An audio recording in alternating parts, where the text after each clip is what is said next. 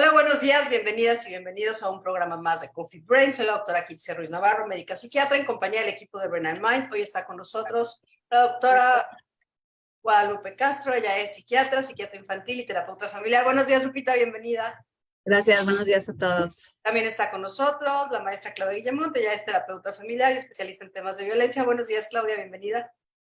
Hola, ¿qué tal? Buenos días a todas y a todos. También está con nosotros la maestra Mercedes Navarro. Ella es tanatóloga y especialista en mindfulness. Buenos días, Mercedes, bienvenida. Gracias, buenos días a todos y a todas. Y a la doctora Abril Nuche. Ella es doctora en neurociencias del comportamiento y neuropsicóloga. Buenos días, Abril, bienvenida. Hola, buenos días a todas. Como siempre, de Amazon, estrategia digital, quien hace posible esta transmisión. El día de hoy vamos a hablar de ya anda por acá también Mónica Díaz. Ella es psicoterapeuta y maestra en terapia focalizada en emociones. Buenos días, Mónica, bienvenida. Buenos días. El día de hoy tenemos un tema interesante, diferente, algo que quizá esto sí es algo muy nuevo que no habíamos platicado antes. El 21 de febrero se conmemora el Día Internacional de la Lengua Materna. Y entonces no quisimos pasar como desapercibido este día. Dijimos, bueno, ¿y esto cómo entra en la salud mental? Entonces, pues después de una serie de ideas, el título de hoy es El poder de las palabras. Entonces, pues, no sé quién quiere empezar con un poquito de la introducción. Pues yo estaba pensando un poco como por un lado se entendía como lenguas indígenas, ¿no? Como si la lengua materna solamente fuera una lengua indígena, y vimos muchos programas sobre si se estaban perdiendo o no y cuánta gente quiere rescatar. Pero esto es mucho más que un tema de lengua indígena, ¿no? Esta parte de la lengua materna, ¿no? Que cómo aprendimos a hablar, de quién aprendimos a hablar, cuál es además nuestro idioma. Y creo que podría darnos un marco de referencia. Por un lado es la importancia del lenguaje, el pensamiento, desde dónde parte en el cerebro. Bueno, ya por supuesto Abril es la súper especializada. Cuestiones muy filosóficas, ¿no? Que tienen que ver, por ejemplo, Wittgenstein decía, los límites de mi lenguaje significan los límites de mi mundo, ¿no? Podemos hablar también de, no es esto de que las palabras se las lleva el viento, sino las palabras construyen realidades. Y si estas realidades tienen que ver con el contenido del que decimos, cómo lo decimos, la cadencia de las palabras, el tono, el volumen, la fuerza con que las dirigimos, qué temas de palabras o qué temas tocamos con qué palabras, especialmente, por ejemplo, en temas románticos de pareja o de duelo. Y muy importante también cómo esto se une a temas de salud mental. Hay toda la teoría de la comunicación y bueno, los comunicólogos serán los especialistas, pero que desde Paul Václav y otro grupo de estudiosos hablan de axiomas de la comunicación, estos como ejes, como cosas que no se cambian, y ve cómo pueden generar o degenerar en patología en salud mental, como para dar un gran marco de referencia. Pues sí, este día siempre ha sido muy especial, sobre todo para los lingüistas y para las personas que nos dedicamos al lenguaje y para los bilingües. Lo que pasa es que, pues creo que la mayoría, no está Rosán, pero la mayoría de las que estamos acá, pues somos monolingües, ¿no? Simples plebeyos en este asunto del lenguaje. Pero las personas que han nacido, entendiendo una persona bilingüe como alguien que desde que nació tiene dos lenguas, ¿no? Y su cerebro se ha organizado desde el principio para tener dos o más lenguas. Y justamente ellos son los que más hacen conciencia sobre la importancia de la lengua en incluso la identidad como persona. Esta es una cosa que se vuelve muy, muy importante y se vuelve política y se vuelve, bueno, ahí están los canadienses, ¿no? Peleándose por mantener su francés porque, bueno, que me oigan diciéndoles canadienses, ¿no? Porque justamente ya no quieren ser canadienses, ¿no? Entonces, para tener su identidad y mantener su identidad, utilizan a la lengua como bandera. Y esto es algo que se ve en todas las comunidades indígenas, precisamente porque quieren seguir manteniendo su nación y su identidad como personas. Y es ahí en donde vamos haciendo conciencia de la importancia de las lenguas. Las lenguas, pues, nacen en el cerebro. Sin embargo, las lenguas se les considera entes vivos, entes que se van así como como los virus que se van reproduciendo siempre en grupo y que así es como van mutando y así es como van formándose. Es algo que se va formando dentro de otro organismo vivo, pero que va mutando en comunidad. Y siempre se van a estar moviendo. Y se considera a las lenguas por eso un organismo vivo, que todo el tiempo está en constante cambio aquí, adentro de nuestros cerebros. Ahí nomás nosotros somos huéspedes de esto. Pero al mismo tiempo también, pues les damos vida. Por eso son un organismo súper interesante y ver sus cambios es maravilloso. Pero también ver lo que han logrado en nosotros. El ser humano no habría evolucionado de la manera en la que ha evolucionado de no ser por el lenguaje.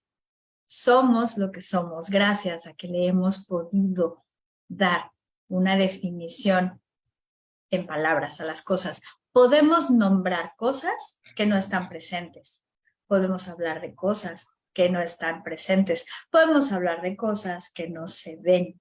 A partir de esto es que hemos logrado evolucionar a la abstracción, a la capacidad de hablar sobre emociones, por ejemplo, porque pues esas no se ven, ¿no? No nada más hago una seña y señalo, no. Puedo hablar sobre algo que no tengo que señalar. Y es ahí en donde han logrado también la evolución de la cultura, de las culturas. Y esa es la maravilla del lenguaje, todo lo que ha logrado para nuestra propia evolución. Y por eso es que no podemos dejar de separar pensamiento y lenguaje. Sabemos que son dos cosas diferentes. Sabemos que está una por su lado y otra por otro. Lo sabemos, por ejemplo, por las personas adultas que se quedan sin lenguaje por una lesión cerebral. Siguen pensando, no pierden su inteligencia, pero tienen ya la incapacidad de expresarlo. O por ejemplo los niños, ¿no? Los niños pueden hacer muchas cosas y están pensando, pero si no se desarrolla el lenguaje, no se va a seguir desarrollando el pensamiento. Entonces, aunque son dos cosas diferentes, separadas, van completamente entremezcladas y van evolucionando una con la otra. No va a evolucionar, lo vemos por ejemplo con los niños que no pueden desarrollar el lenguaje, ¿no? No van a desarrollar el pensamiento, no va a haber cada vez más complejidad en ello si no hay lenguaje. Entonces, bueno, desde ahí es toda la complejidad y la necesidad que tenemos como seres humanos de tener una lengua. Si quieres hablar, Moni, y luego le sigo, porque sí, no puedo seguir hablando. Es que, quiero comentar algo, pero sí, tengo que aclarar que Abril, además de ser todo lo que ya les mencioné, es lingüista, ¿no? Entonces, si hay alguien que sabe de esto de la lengua, en cuanto a la cuestión cultural, pues ahí tenemos al experto. Hoy adelante, Mónica. Sí, a mí me parece importante como señalar que las palabras, el lenguaje, lo que decimos, lo que hablamos, no nada más describe la realidad, sino que también genera realidad. Crea cosas, pues, ¿no? Pienso, por un lado, en cosas como quienes se les enseña el lenguaje emocional, que ahora se enseña mucho a los niños desde chiquitos, ¿no? Desde los libros de kinder. Estoy enojado, estoy triste, ¿no?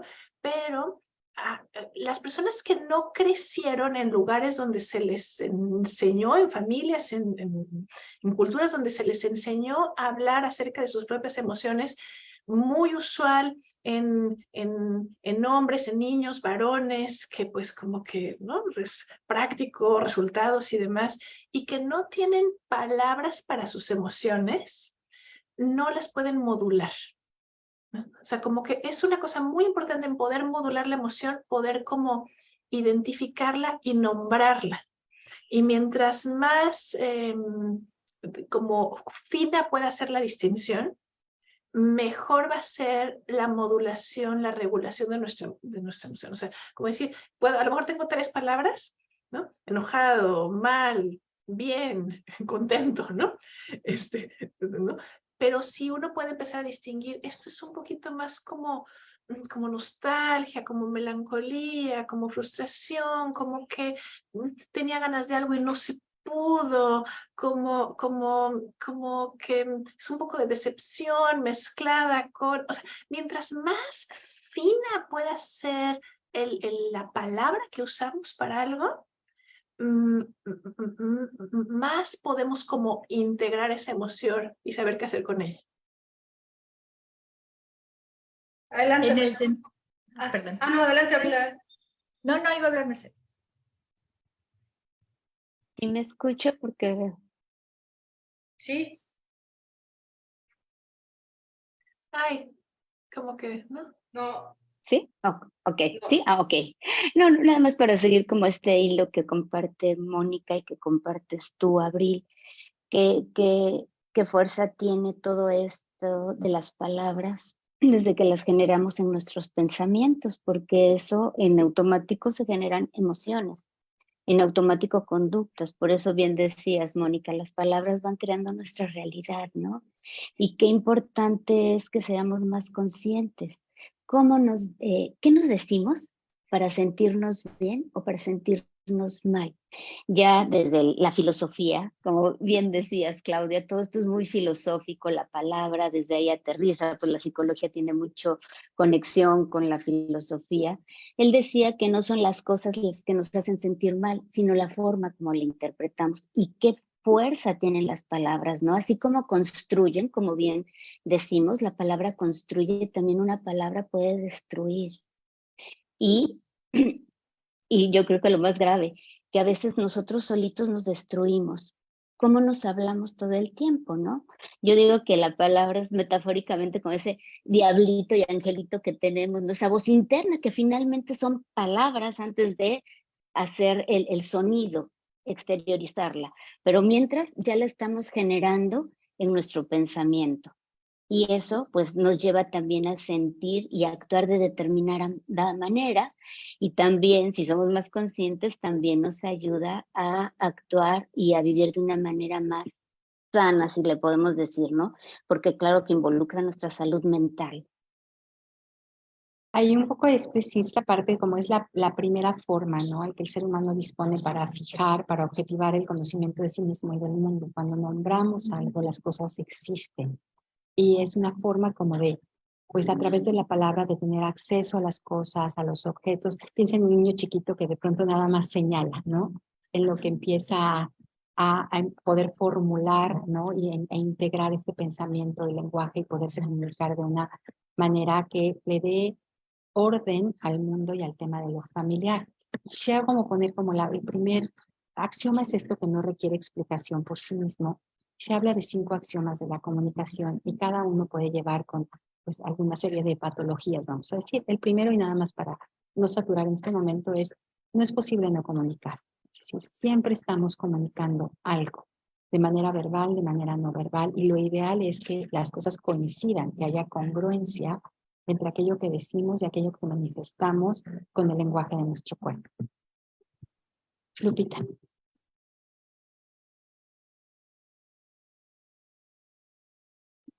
Súper interesante y estoy así como siguiendo esta reflexión de cómo el lenguaje, la palabra, se relaciona con la salud mental y creo que tiene una conexión más allá de lo que de repente vemos, de lo que del peso que le damos, ¿no? Y estoy ahorita analizando, bueno, ¿por qué? Tratando de entenderlo para mí. Me venía como una imagen de,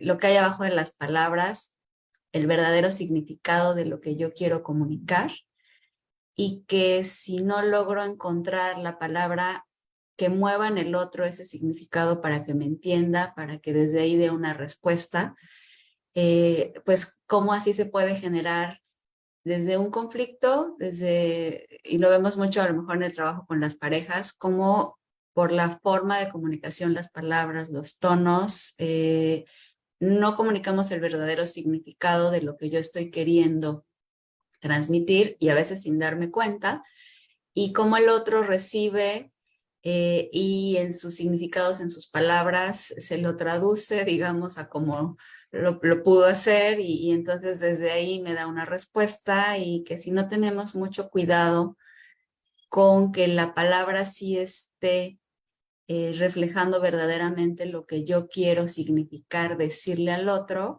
pues así se hacen desde guerras en el sentido de conflicto porque se hace un malentendido, ¿no? Entonces, si no te entiendo y no me entiendes, terminamos creando una situación de conflicto que realmente no es lo que queríamos, pero si logramos hacer un mejor uso de las palabras y de significar eso que verdaderamente deseamos, podemos hacer un ambiente de amor, de comprensión y darnos cuenta pues que todos estamos queriendo lo mismo, que es estar conectados, comunicados en respeto, en armonía, con lo suficiente, ¿no? Entonces eso es como la reflexión a la que me llevan todos los comentarios que ustedes están haciendo y me parece que tenemos que darle el peso que tiene dentro del área de la salud mental y bueno, ahí entro como a reflexiones respecto de la psicoterapia y de por qué tiene un efecto tan importante, pero voy a ceder la palabra y luego regresamos.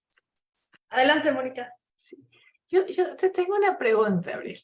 Yo he escuchado, he leído quizá por ahí esto de que difícilmente vamos a recordar algo de forma consciente de antes de haber tenido 3 años, ¿no? O sea, la mayoría de las personas, sus primeros recuerdos vienen por ahí de los 3, 4 años, difícilmente algo antes, ¿no? Y aunque los niños pueden empezar a tener palabras, quizá al año ya señalan y dicen leche, agua, por ahí de los 3 años ya tenemos como un lenguaje más como estructurado, ¿no? Entonces, yo tengo esta curiosidad de si es cierto que tú nos expliques un poquito, si es cierto que, o sea, que hasta que no tenemos lenguaje no podemos como recordar conscientemente, porque hay cosas que pasan que a lo mejor siguen teniendo un impacto. O sea, quizás si alguien vivió una cosa muy traumática y lo dejaron llorar muchísimo cuando tenía 8 meses, quizá tiene un impacto, pero no es algo que podamos recordar, porque no tenemos como lenguaje para hablar acerca de eso. Exactamente. Y ahí justo te metes en la importancia que tiene para nuestra organización cerebral el lenguaje. Si no tenemos el lenguaje, difícilmente vamos a poder estructurar algo, y lo decías hace rato, con los nombres de las emociones. Para poner un ejemplo más fácil, el olfato. ¿Cuántos colores tienen nombre?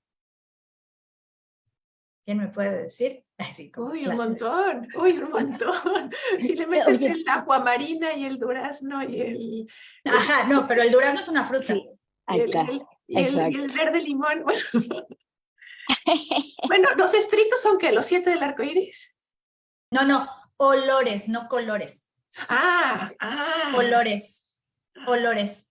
¿Cuántos olores tienen nombre? No hay tantos nombres para olores. No, es que estaba pensando justo lo contrario. Tenemos muchísimas palabras para colores. Claro, y todo un lóbulo cerebral. Y el azul marino y el azul cielo y el azul, ¿no? Pero No, para sí. colores, no Olores. No. Pues no, porque el olor se lo da siempre a algo de afuera, ¿no? Huele a, de algo que ya Esa conoces. es la manera en No la es que un lo olor propio. estructuramos, El olor no tiene identidad. Pues, o sea, bueno, no sé. Y la manera de organizar el olor en nuestro cerebro es muy diferente de todos los demás sentidos.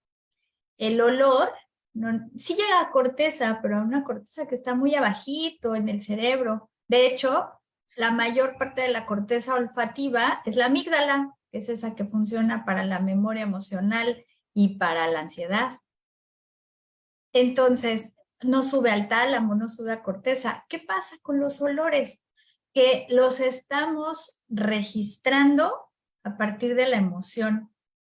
Ya no los estamos registrando a partir del lenguaje, no los estamos estructurando hacia allá arriba. No suben. Entonces, es muy complicado ponerles palabras. Bueno, culturalmente nos ha sido muy difícil. Hay culturas que tienen uno que otro.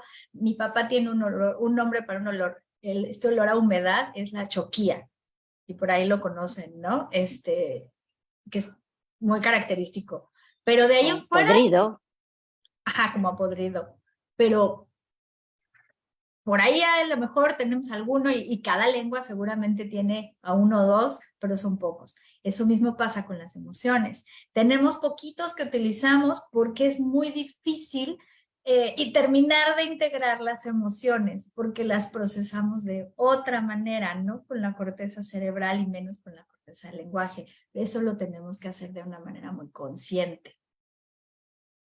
Ahí la importancia de la terapia para que nos enseñen a hacer esto, porque no lo hacemos de manera natural, es difícil, ¿no? Hay que aprender, nos tienen que enseñar, hay que practicarlo de manera consciente, ¿no? Entonces, bueno, eso por cómo se va estructurando nuestro cerebro a partir del lenguaje y cómo entonces nos va dando esta capacidad de organizar los recuerdos. Nosotros, ahí, bueno, ¿cómo se organiza la memoria?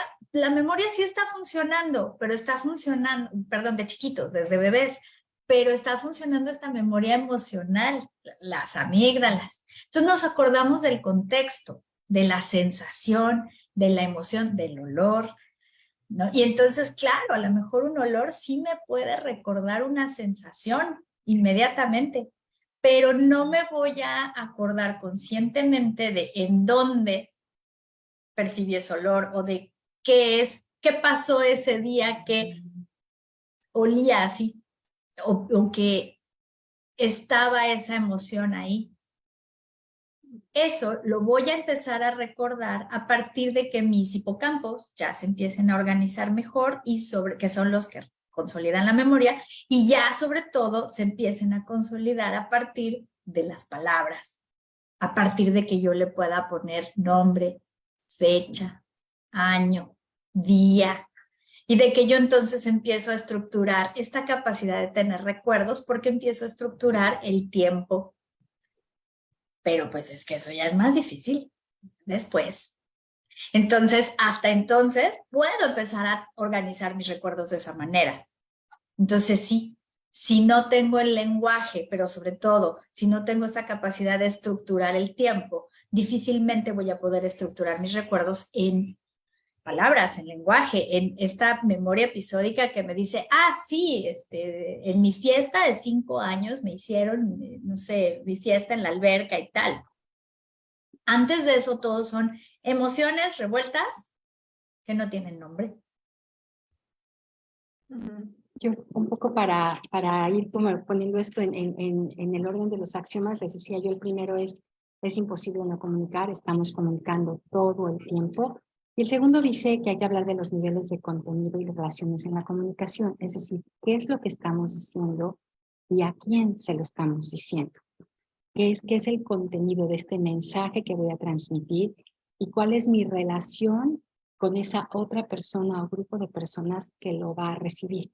Axioma les refiere a algo que no requiere explicación por sí mismo, pero a partir de estos 5, hemos nombrado 2, se empieza también a estructurar toda una teoría que te lleva a patología en la salud mental. Imagínense que una de las cosas que se dicen, por ejemplo, es la desconfirmación o la descalificación. Es decir, yo digo, ay, mira, Moni, está padrísimo tu fondo de pantalla, y yo no sé ni siquiera qué estás viendo, ¿no? Yo no sé por qué lo ves padre, ¿no? Y bueno, una vez, porque está de malas, me contestó feo. Pero cuando esto es reiterativo y es todo el tiempo, va a tener una afectación en nuestra relación, en cómo manejamos los contenidos y muy probablemente en mí, que todo el tiempo estoy recibiendo de ella un rechazo, una descalificación, no es verde, es amarillo, lo estás viendo mal, claro que no fue así. De vez en vez a todos nos pasa, pero cuando es algo que se vuelve parte del modelo de comunicación, entonces empezamos a tener problemas en temas de salud mental. Adelante, Mercedes. Fíjate que importancia tan grande tiene, retomando lo de los olores que decías, Abril, en un proceso de duelo, vemos, es muy común, ¿no? Que les lleguen con la emoción. Y ahí también es en donde vamos nosotros haciendo este trabajo terapéutico para precisamente poner palabras, que vaya procesando, que pase de estar solo en la emoción para que haya todo un procesamiento de esos recuerdos, de esas vivencias, ponerle palabras. Siempre va a ser bien importante poder poner palabras a lo que estamos experimentando Y en esa medida que vamos poniendo palabras, vamos construyendo ya acá más arriba todos estos olores, recuerdos, sensaciones, es cuando vamos resignificando, que en un duelo lo que se pretende es resignificar esa relación con la persona que ya no está. Entonces es bien importante también poder poner la palabra en cualquier proceso terapéutico. Y hablando de lo que comentabas, Claudia, qué importante es aprender también, ser más cuidadosos en nuestra expresión, porque las personas que tienen niños, qué importancia es la palabra. ¿Qué le dices a esos niños para cómo lo corriges? Corriges la conducta, corriges a la persona, ahora sí que le pones tachecito a la persona. ¿Qué mensaje le estás dando a esa criatura a través de la palabra para que se fortalezca su autoestima y esa seguridad en el chiquito? Y también es común cuando ves familias que el papá es un muy buen proveedor, pero no es un papá que se involucre, ¿no? Y ya veo adultos, y he llegado a ver adultos con problemas, ¿no? Y si vamos haciendo como un clavado hacia atrás, pues hay cierto problema en la relación, en el vínculo paterno, porque era un buen proveedor, pero pues estaba ausente. Era un papá que no sabía abrazar, era un papá que no sabía decir te amo. Y nosotros no nada más necesitamos esas conductas de cuidado, sino también esa palabra que me diga, te amo, eres importante para mí.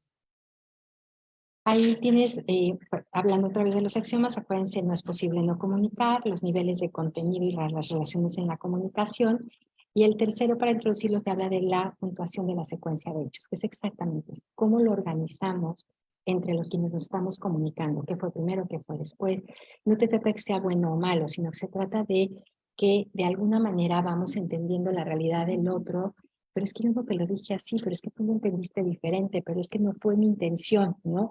Y tiene que ver mucho con la relación con esa persona. Fíjense, está jugando todo, el lenguaje verbal, el no verbal, el contenido, la relación y el cómo el otro la puntúa tal vez. Es que esto es importantísimo y dices, pues yo no lo veo tan importante, ¿no?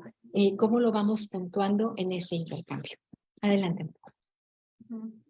Sí, sí, sabes, es que qué interesante ver lo que dices de los olores, porque sí, yo primero te escuché colores y dije, no, bueno, se me ocurren muchísimas palabras para describir colores, olores, y me acuerdo como de cuando uno va de pronto estas cosas como de la cata de vinos y entonces te dicen, ¿y a qué le huele? ¿No? Y alguien empieza, me huele a madera, me huele a berries, me huele suave, dulce, ¿no?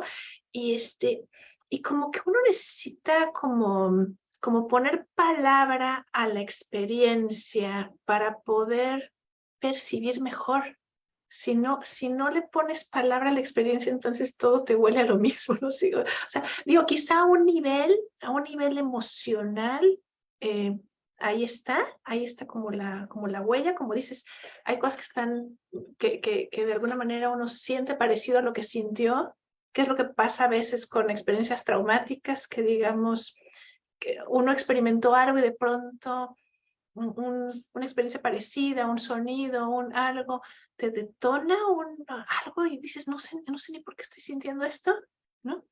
Pero qué importante poder como poner el dedo ahí y decir, se trata de esto, ¿no? Ir enriqueciendo, porque enriquecer el lenguaje enriquece también tu vida interior, digamos, ¿no? Adelante. Sí, esta es una parte bien importante. Por eso tenemos que aprender a aumentar nuestro vocabulario emocional. Es tremendo. Y nos damos cuenta que en esto somos mucho mejor las mujeres. Y este es un asunto de dominancia hemisférica, ¿no? Los hombres son muy buenos para saber cuál es el norte, el sur, el este y el oeste, la derecha y la izquierda, pero no saben de palabras. Entonces, ahí es donde hay que trabajar mucho con ellos, mucho, mucho. Alguien preguntaba por ahí la diferencia entre habla y lenguaje. Y bueno, esto es muy importante, sobre todo cuando hablamos de los niños, porque muchas veces no pronuncian bien. no pronuncian bien la R, la S, la L, ¿no? Y entonces tienen ahí bronquillas y todo el mundo se espanta porque es el lenguaje. Bueno, justamente esa es la articulación. Ahí, cuando nada más estamos hablando de algo que probablemente ni siquiera está en el cerebro, está aquí, ¿no? En la boca, en el frenillo famoso y no sé qué. Ok, eso es articulación.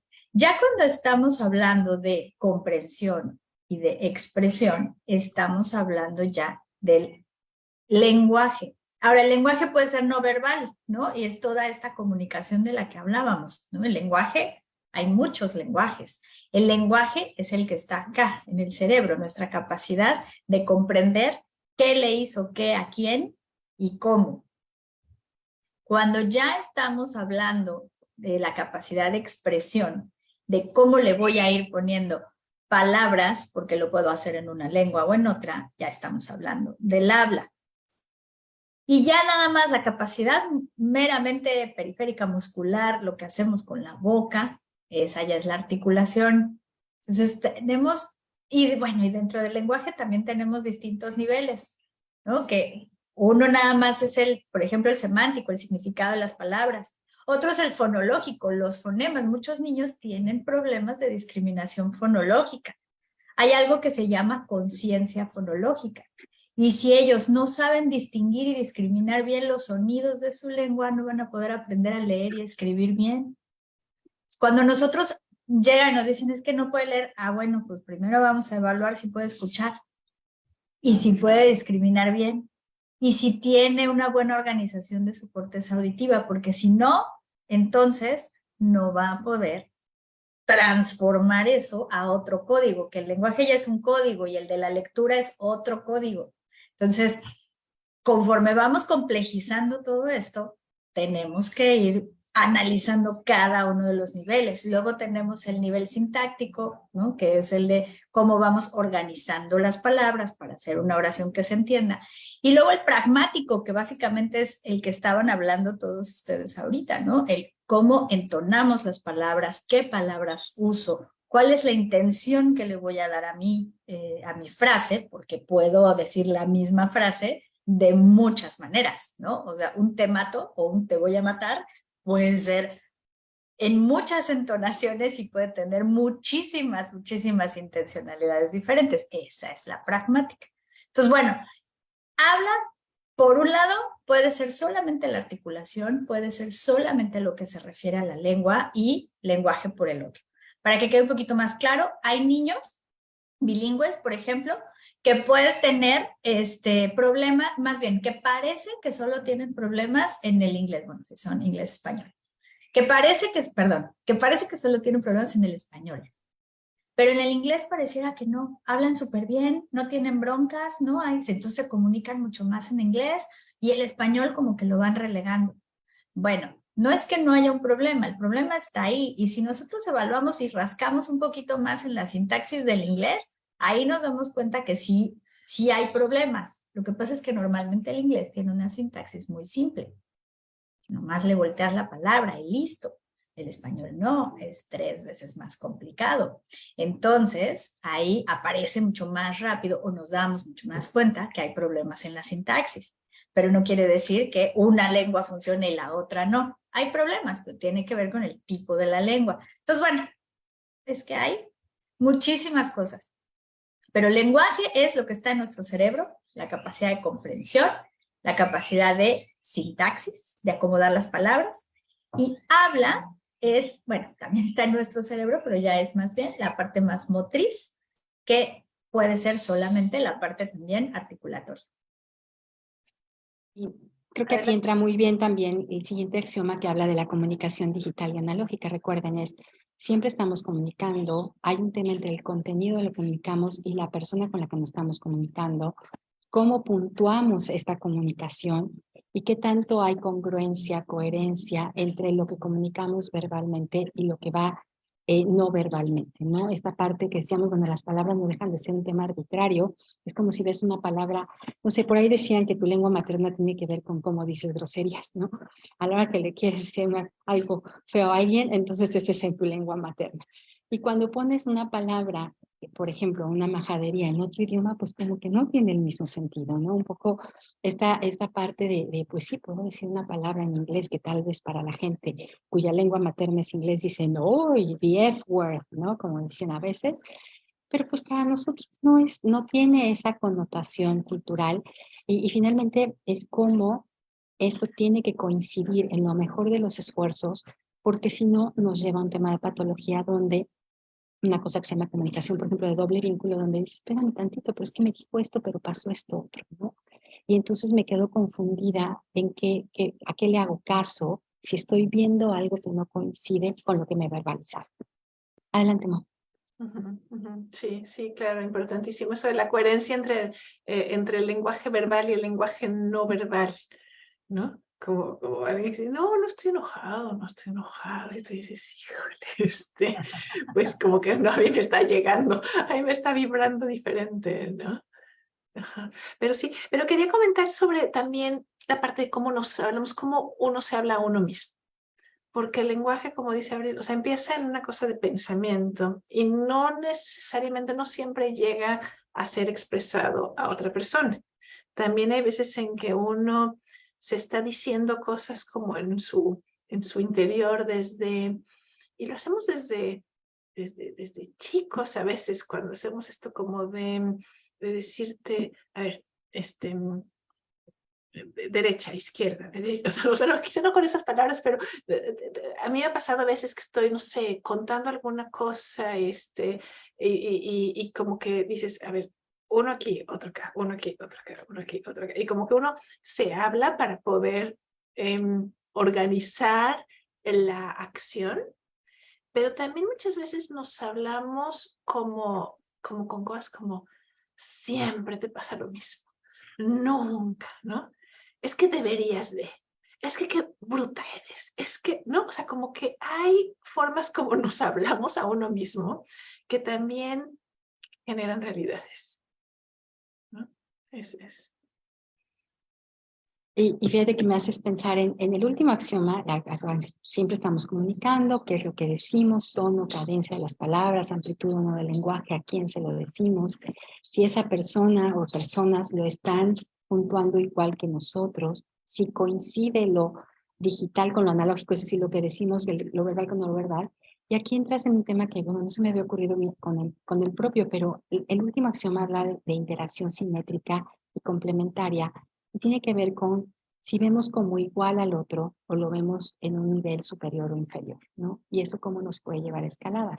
Y cómo de pronto podemos ser escaladas, quiere decir yo grito, pero tú gritas más fuerte, ¿no? Y a ver cómo nos va, a ver hasta dónde llegamos. O de pronto tú me gritas y yo nunca digo nada y tú me gritas y yo nunca digo nada y esto se empieza a hacer una distancia cada vez mayor. No había pensado en cómo de pronto también podemos ser tan duros con nosotros mismos, ¿no? A partir del pensamiento, a partir de lo que nos decimos. Yo lo veo en jóvenes a veces que son como durísimos, ¿no? No se consideran aptos, no están a la altura, son como puros nos, ¿no? No pueden aprender todo lo que les enseñan, no se sienten suficientemente populares y estas palabras de verdad construyen realidades y muchas veces destruyen relaciones, ¿no? Entre que no entendemos bien, entre que interpretamos diferente, entre que lo sentimos más fuerte. Y les voy a dar un ejemplo. Hace muchos, muchos años, dos niñas con las que yo convivía mucho en el residencial donde vivía en aquella época, se estaban dando un agarrón de esos, ¿no? Pero pleito. Entonces salen las mamás, ¿no? A ver qué pasa. Y una le decía, me dijo que estoy impecable, pero muy ofendida, ¿no? Muy ofendida. Y ya las mamás empiezan un poco a reír y decían, ¿qué quiere decir impecable? Claro que la niña no sabía, pero le sonó horrible, ¿no? Y la otra niña le decía, te ves impecable, porque le había gustado mucho un vestido que llevaba, ¿no? Pero fíjense, algo que no tenía mayor estaba generando un pleito que pudo haber escalado. Afortunadamente las familias intervinieron y no era una grosería, no se estaba burlando de ella, no, era una palabra que ella desconocía y por seguramente alguna historia en común lo vio como algo que era agresivo. Era una palabrota. Palabrota. Muy largota.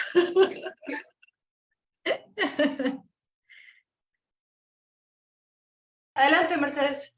Sí, fíjate con esto que dices, como no son tanto las palabras las que nos hacen daño también, sino cómo las interpretamos. ¿no? Hay veces que sí, obviamente son muy claras, pero en este caso realmente es la interpretación que hizo la chiquita. Y yo sí quisiera como retomar esto también de cómo nos hablamos a nosotros mismos. Cómo reaccionamos ante nosotros, por qué cosas nos juzgamos, como una reflexión así como al aire, ¿no? ¿Por qué nos criticamos? Porque todo eso, a todo eso le vamos poniendo palabras, como decías, Mónica, es el diálogo interno que traemos todo el tiempo, ¿no? Qué tipo de lenguaje utilizamos con nosotros mismos cuando vemos que tenemos algún defecto, cuando nos equivocamos, nos insultamos o somos amables, no, somos comprensivos con nosotros mismos, pero ese es uno mismo es el que se acuchilla, ¿verdad? Nos decimos cosas que no le diríamos a nuestro mejor amigo. Entonces creo que son preguntas como para reflexión, de ir como siendo más consciente, ¿no? Y también identificar qué consecuencias me trae ser tan duro conmigo mismo, porque nos trae muchas consecuencias, porque nos vamos bloqueando, porque precisamente esas palabras van haciendo realidades. Entonces te vas sintiendo cada vez menos capaz, te vas desmotivando. En cambio, si te hablas, si eres compasivo, pues sí me equivoqué, a ver, lo voy a tratar de otra manera. Esto no quiere decir que no tenga capacidades, o no sea valioso, o no tenga habilidades, o no las pueda desarrollar.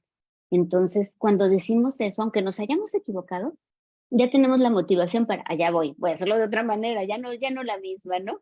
Aunque es común que el ser humano se tropiece con la misma piedra, pero bueno, cuando tenemos conciencia decimos, bueno, voy a tratar de hacerlo un poquito diferente, ¿no? Y así que yo los invito a pensar cómo creen que se sentirían si fueran capaces de hablarse con ese cuidado que podemos hablarle a un niño pequeñito o a nuestro mejor amigo, ¿no? ¿Cómo se sentirían? Wow, Adelante, Lupita. gracias. Todo lo que mueven las palabras, ¿no? Entonces, yo creo que esta reflexión es súper importante. Me quedaba pensando en lo que decía Mónica en esa última frase que dijo de que lo que nos decimos, pues, crea realidades, y estaba como siguiéndole y le dije, sí, ¿por qué? Dije, bueno, creo que las palabras mueven emociones, las emociones mueven acciones. Entonces, digo, wow, qué importante es reflexionar sobre lo que nos decimos, cómo nos mueve y cómo, aunque pareciera como mágico, pero no es mágico y sí crea situaciones, emociones, realidades. Y bueno, adelante, adelante. Adelante, Abril. Es que a mí esto que están comentando me toca verlo todos los días, porque cuando estoy haciendo las pruebas, que normalmente son pruebas cognitivas, de memoria, de cosas muy básicas, pues como que le doy así ¡ping! En el mero clavo a la autoestima de cada quien. Y entonces ellos, pues que estas pruebas resultan como muy confrontativas porque es justamente eso que más les cuesta trabajo, pues por eso las estamos haciendo, sabemos que hay algún problema, ¿no? Si no, ¿para qué? Y obviamente yo sé que eso yo lo voy a ir a comparar contra una norma, contra las personas de su misma edad y escolaridad y todo eso, pero ellos no. Y ellos sienten que no pueden.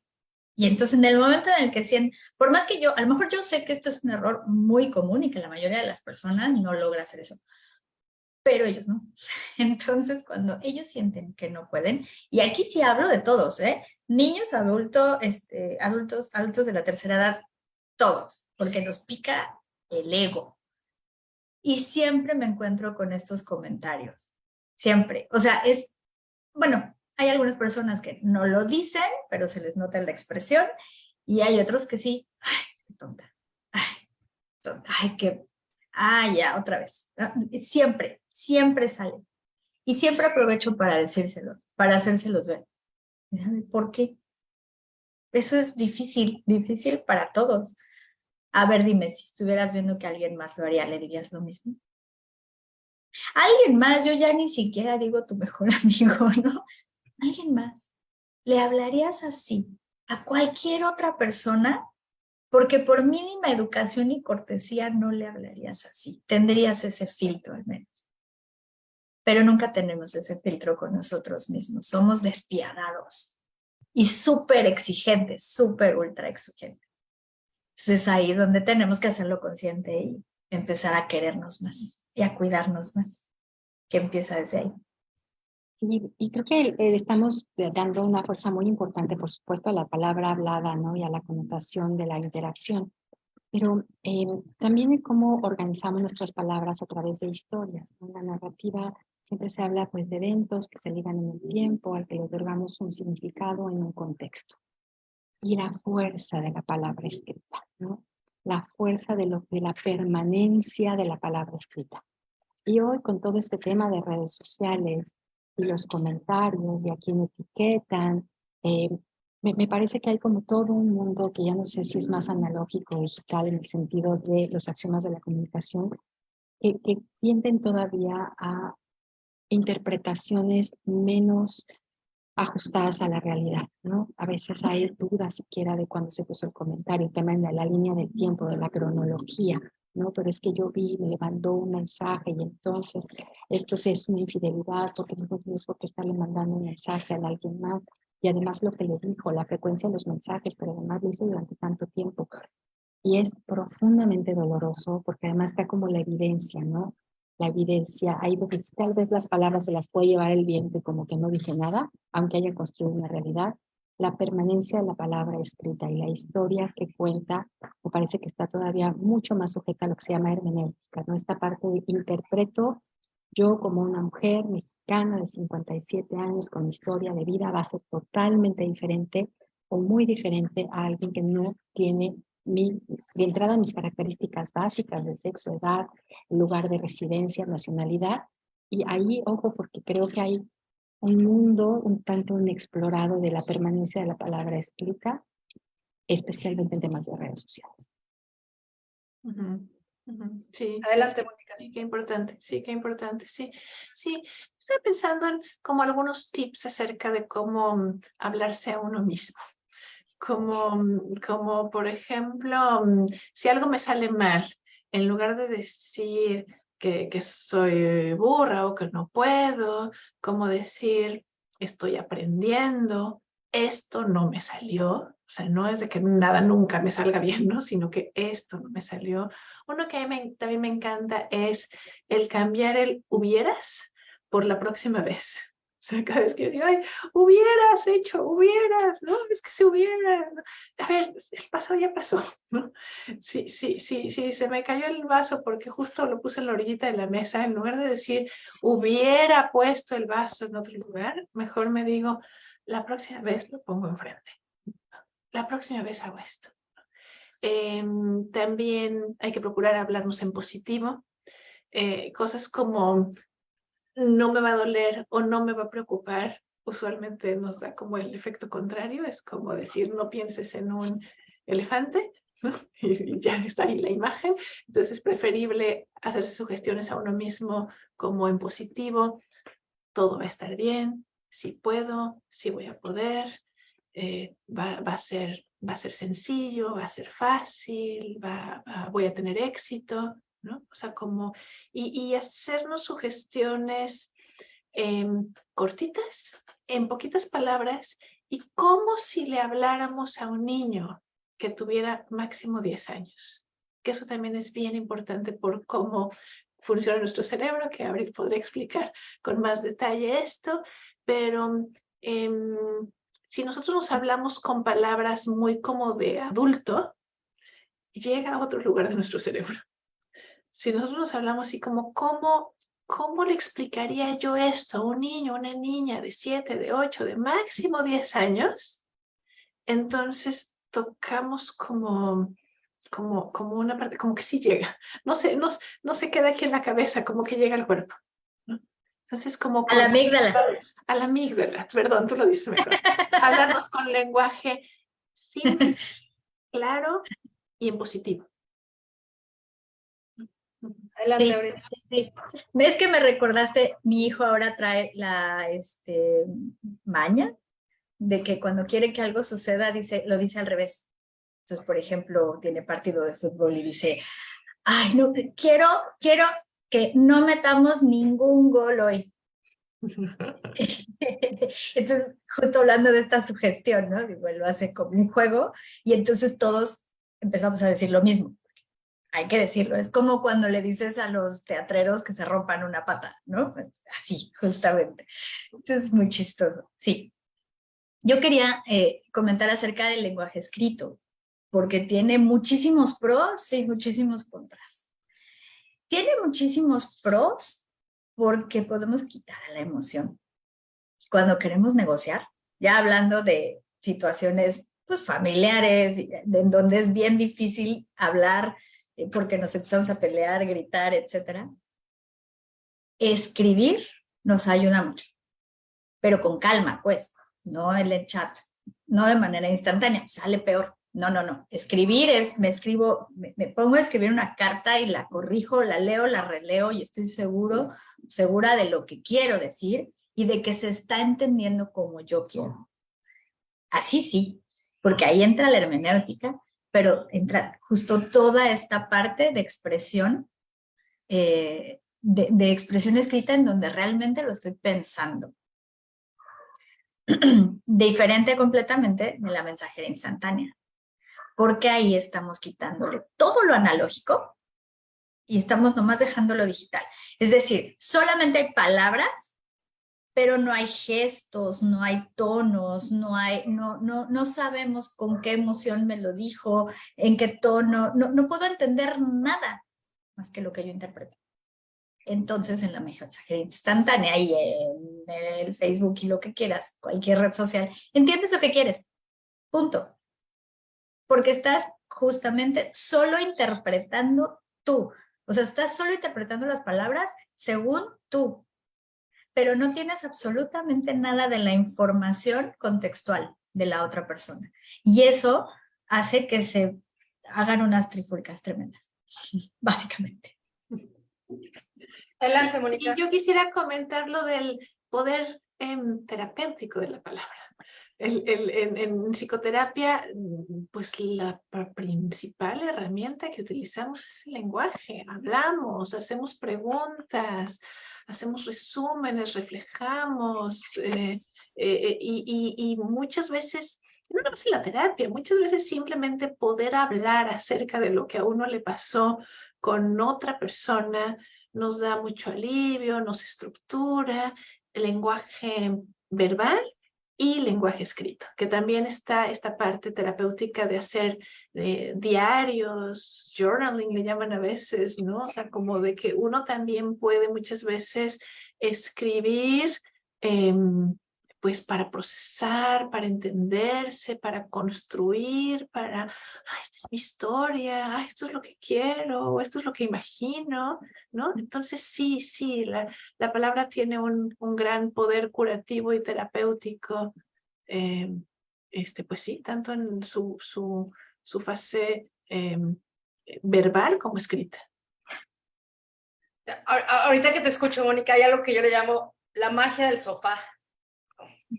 De pronto a veces cuando llega algún paciente, y creo que todas lo vemos, y empieza a hablar y no hemos dicho nada y ellos mismos dicen, ¡ay, qué bien me siento! No, el simple hecho como de pronto escucharnos a nosotros en voz alta es como liberador, ¿no? Y no sé, es esa magia del cerebro que Abril conoce muy bien, ¿no? Pero, y por otro lado, pues es que por lo menos en psiquiatría nuestra herramienta diagnóstica es el lenguaje. Sin el lenguaje no podemos, ahí me causaba mucha gracia cuando rotaba en el Hospital General y me pedían interconsulta psiquiatría, ¿no? Con el paciente intubado y es como, ¿qué le pregunto? ¿Cómo? No puedo, ¿no? Entonces nuestra herramienta diagnóstica en realidad es el lenguaje. Tan es así que está comprobado que cuando hacemos una consulta, una valoración en una lengua no nativa del paciente, se tiende a exagerar de pronto la patología. O sea, se tiende a como sobrediagnosticar muchas veces. Y no lo digo yo, o sea, son muchos estudios. Y ahí la importancia, por ejemplo, de llevar procesos psicoterapéuticos de preferencia en la lengua materna, ¿no? Incluso el diagnóstico. Adelante, Mercedes. Pues ya nada más como que vamos a ir cerrando un pensamiento de Pema Chodron, que él dice que la peor agresión a nosotros mismos, la peor de todas, es uno, permanecer ignorante por no tener el valor y el respeto de tratarnos a nosotros mismos con honestidad y ternura. Y obviamente que aquí entra ese lenguaje, ¿no? Cómo nos hablamos a nosotros mismos. El poder terapéutico de las palabras, ¿no? Se hablaba de The Talking Cure, es decir, hay en la palabra y en el contacto con otro ser humano un espacio que es de salud. Y como desear que este tema se nos quede integrado a todos y que estemos muy reflexivos y muy observando las palabras, los efectos y vayamos dándole la importancia que tiene en la salud física, mental, social, relacional, de todo tipo. El expresarnos, el escucharnos, el ir desarrollando nuevas formas de expresar, ¿no? Está como en crecimiento, como dice Abril, ¿no? Es en desarrollo. Uno siempre puede encontrar nuevas formas de expresión y ahí ir enriqueciendo la experiencia. Sí, justamente, nunca dejamos de enriquecer nuestro lenguaje. Ese siempre lo podemos seguir enriqueciendo. Pero nada más como tip, porque eso es algo que siempre me preguntan, la manera de poder siempre mantener a nuestro cerebro sano es aprender nuevas lenguas. Es una manera en la que vamos a echar a andar, así como la natación, ¿no? Que es como el mejor deporte porque echa a andar a todo el cuerpo. Así es aprender una nueva lengua. Estamos utilizando todo nuestro cerebro. Ya si nos queremos poner así como que un gran reto enfrente, un nuevo alfabeto. Es todo un reto para el cerebro. Wow, pues si no hay más comentarios, muchas gracias a todas y a todos los que participaron, que nos hicieron sus preguntas. Muchas gracias, voy como las veo. Abril, Mercedes, Claudia, Lupita, Mónica. Gracias, Mónica, de Amazon Estrategia Digital, quien hizo posible esta transmisión. Les recordamos que el programa queda en redes sociales como Brain and Mind Salud Mental, en YouTube, Instagram y Facebook, por si lo quieren compartir. Si alguien desea contactar a alguna de las integrantes del equipo de Brain and Mind, puede encontrar toda su información en www.brainandmind.mx. Y nos vemos próxima semana, misma hora, por los mismos medios. Hasta la próxima. Bye. Gracias. Luego. Gracias.